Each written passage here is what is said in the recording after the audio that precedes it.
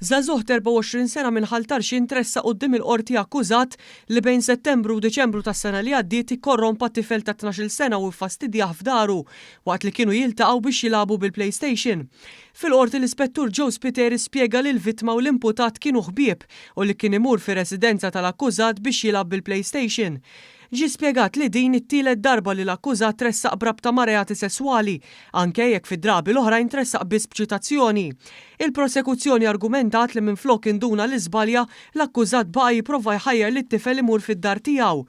Assistit mill-avukat tal-għajnuna legali Thomas Barbarosant, l-akkużat wieġeb li mhux ħati għall-akkużi miġuba kontrih. Sa dan it-tant id-difiża talbet li jingħata l-ħelsien mill-arrest.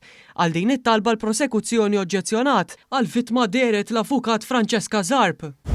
Marokkin ta' 36 sena li jgħix fi Spanja u jaħdem bħala kok ġie estradit minn Spanja lejn Malta fil-lejl li għadda wara li nħareġ mandat ta' arrest Ewropew kontrih dwar rapporti ta' vjolenza domestika fuq l-eks sieħba tiegħu.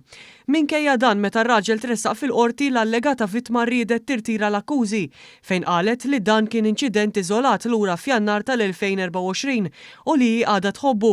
Fuq il-pedana tax-xhieda qisha ħansitra spjegat kif xorta waħda baqgħet titlaħdeħ Spanja.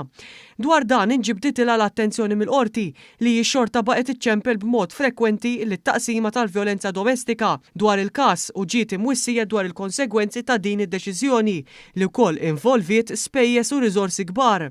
Il-qorti rrimarkat li persuna għandha tifhem li rapporti simili m'għandhomx isuru kapriċċjożament, anke għax f'każi bħal dawn intefqu l-eluf biex l-akkużat inġib minn barra minn Malta.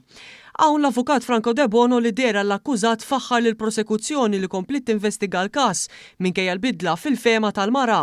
Fid-deċiżjoni tagħha l-qorti preseduta mill-Maġistrat Charmaine Gallia laqgħet it-talba tal-mara u waqfet il-proċeduri kriminali.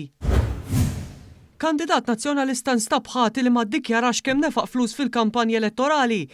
Michael Farrugia li kien wieħed mill-kandidati nazzjonalisti għal kunsill fl-imqabba ġie mixli li naqas milli jgħid kemm nefaq flus fil-kampanja elettorali. Fil-qorti intqal kif il-Kummissjoni Elettorali infurmat lill-Pulizija dwar in-nuqqas tal-kandidat nazzjonalista.